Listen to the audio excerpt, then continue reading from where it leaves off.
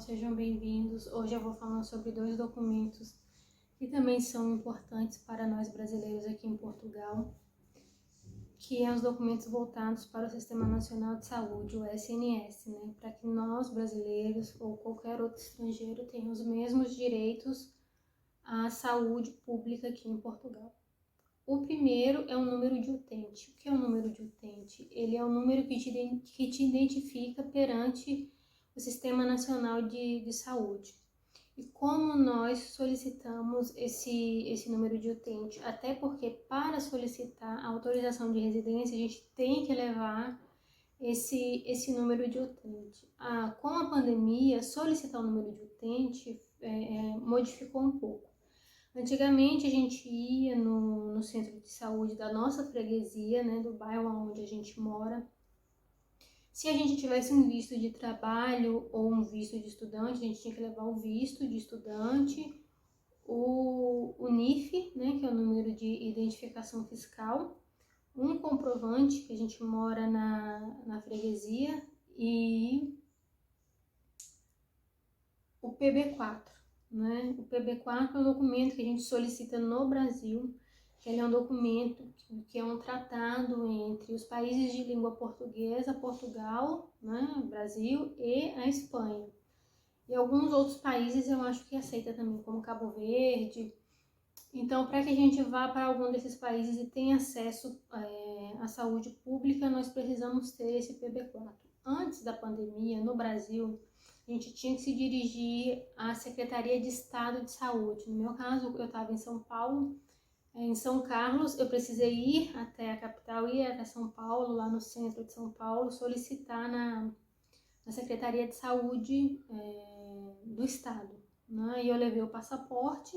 Para solicitar o PB4, eu levei a minha certidão de casamento, o meu passaporte e um comprovante de endereço e peguei, fiz a inscrição lá, não paguei nada, era gratuito. E com 7 dias eu voltei para retirar, Ainda quase que não deu tempo, porque eu achei que pegava na hora e não estava pegando na hora. E entre a semana que eu ia viajar e a semana que eu fui, tinha um carnaval, feriado de carnaval, e a secretaria ia ficar fechada porque era feriado. Eu conversei lá com a supervisora e ela conseguiu emitir antes que eu viajasse. Eu viajei na sexta, eu peguei o PB4 na quinta-feira. Então, quando eu cheguei aqui, que eu já tinha o meu contrato de aluguel, eu fui ao centro de saúde com o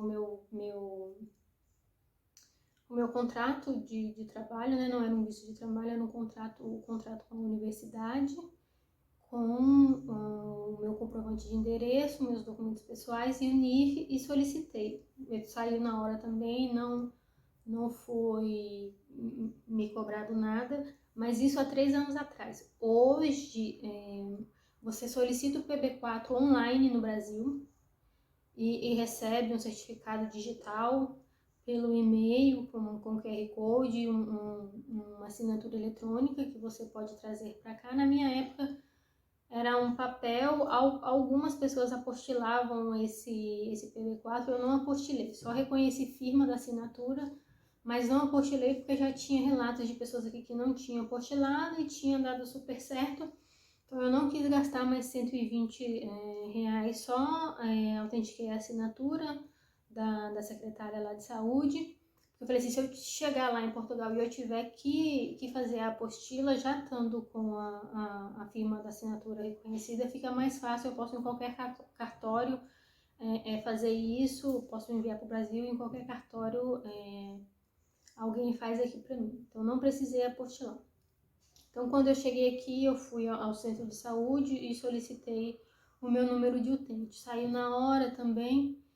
Hoje, o número de utente que você também solicita por e-mail. Não é mais necessário ir ao centro de saúde da sua freguesia fazer essa solicitação, mas está demorando. Tanto o PB4 está demorando mais do que o normal para sair, quanto o número de utente. E o número de utente é de suma importância nessa época de pandemia, porque as pessoas que têm o número de utente, que já são inscritas no Sistema Nacional de Saúde, tem preferência na hora de tomar vacina, né? Se uma pessoa que tem a mesma idade que eu, mas não tem o número de utente, eu tenho preferência na hora da vacina do que ela. Agora, eles abriram a vacinação para pessoas que não têm utente, é um sistema diferente, só que você também não consegue emitir o certificado que você já tomou a vacina, né? O Green Pass, porque para solicitar o Green Pass no site do SNS, você tem que inserir o seu número de utente. Então, são basicamente esses dois documentos e esses dois processos que a gente precisa fazer para ter acesso à saúde pública aqui. Lembrando que não é igual ao SUS, né? A saúde é pública, mas ela não é gratuita. Lógico que as taxas são menores, né? Você paga uma taxa muito pequena mesmo para fazer alguns exames. A maioria dos exames, quando você vai com o encaminhamento do médico do seu centro de saúde, você não paga, né? Se você tem um médico da família. Uma coisa que aqui em Portugal tem é que a maioria das famílias tem um médico de família, que é aquele médico que acompanha a sua família periodicamente. Só que agora está sendo muito difícil porque a demanda, a oferta e a procura não está batendo. A gente tem poucos médicos no centro de saúde para muitas famílias. Então demora muito, a pessoa só consegue ter um médico de família agora se estiver grávida ou se alguém na família tiver alguma doença crônica que precisa de um acompanhamento mais rigoroso. Mas em famílias em que as pessoas são saudáveis e que as crianças não tenham doenças crônicas e não precisa desse acompanhamento, não é atribuído ao médico da família. Mas os médicos continuam atendendo, você pode, sem ter o médico da família, marcar uma consulta com o médico do centro de saúde, e todo exame e todo procedimento que esse médico solicita, ele é gratuito. Então, a não ser quando você vai para emergência, né? A emergência também ela é gratuita. Mas quando você não tem o PB4, você tem que pagar uma taxa, se eu não me engano, é de 30 a 40 euros a emergência. E você paga uma taxa mínima pelos serviços, por exemplo, um raio-x. Eu já fiz um raio-x, eu paguei 1,50, 1,50 €. Um Doppler foi 5 euros. Então são valores que realmente cabem no bolso, e se você realmente não tiver como pagar, você também tem como solicitar não pagar essas taxas.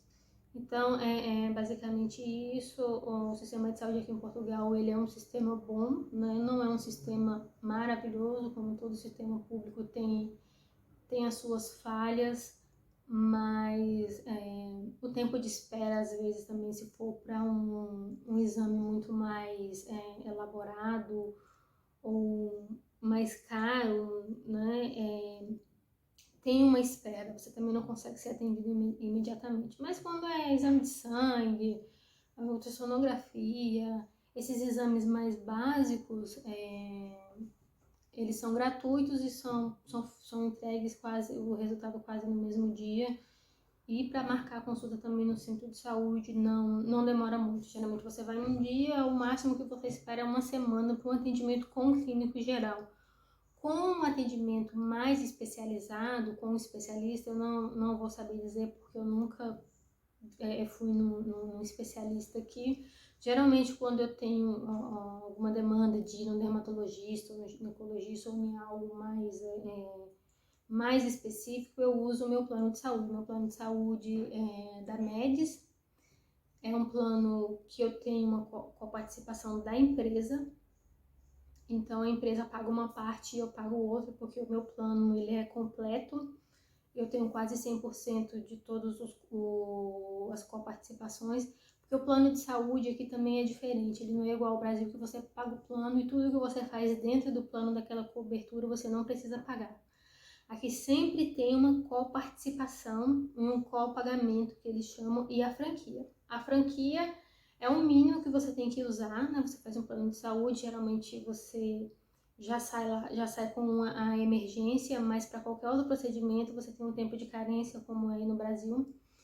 E a franquia é o mínimo que você vai ter que usar no ano para que você tenha acesso aos outros descontos, né? No meu caso, a minha franquia geralmente é 60 euros. Então, as primeiras consultas, até completar 60 euros, eu pago, né?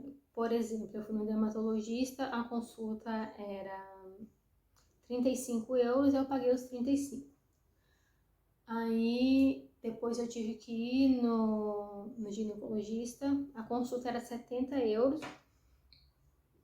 e eu paguei só 35 porque aí acabou a minha... Eu paguei só 25, se eu não me engano. Eu paguei 25 e aí acabou a minha franquia de 60 euros. Aí quando acaba essa franquia, cada consulta que eu vá fazer com um especialista ou no plano, pela Médis eu pago 15 euros. E alguns exames saem gratuitamente, outros eu pago uma porcentagem. Geralmente, dependendo do plano, a Médis tem um plano A, B, C e D. O meu plano é o D, com o upgrade de estomatologia, que é a parte bucal e todo o trato estomacal e enfim. Então, o meu filho usa aparelho, o aparelho eu paguei só 10% do valor, o aparelho era 400 euros, eu paguei só 40 euros, não pago a manutenção. E limpeza, obturação, esses serviços mais simples eu também não pago nada. E os outros serviços mais cirurgia bucomaxilofacial, eu pago 10% do valor que é. E geralmente os planos de saúde é assim. Então, quando eu quero uma consulta mais especializada, eu uso o meu plano de saúde. Quando é uma consulta mais simples, com clínico geral, eu costumo ir no meu centro de saúde. E quando é emergência, dependendo, se for uma emergência muito séria, eu vou para o sistema público, porque aí sai gratuitamente, porque se eu for para emergência e utilizar o meu plano, eu pago, acho que 25 euros, ou se eu quiser que o médico venha em casa pelo plano, eu pago 40 euros pela visita.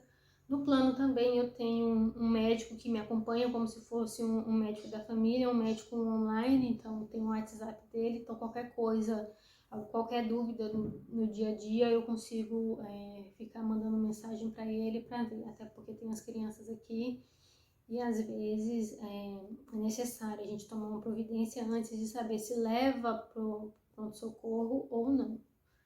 Então, o sistema de saúde é basicamente esse, e para o brasileiro são essa documentação que a gente tem que ter em mãos. Então, por hoje é só. Beijo e até a próxima.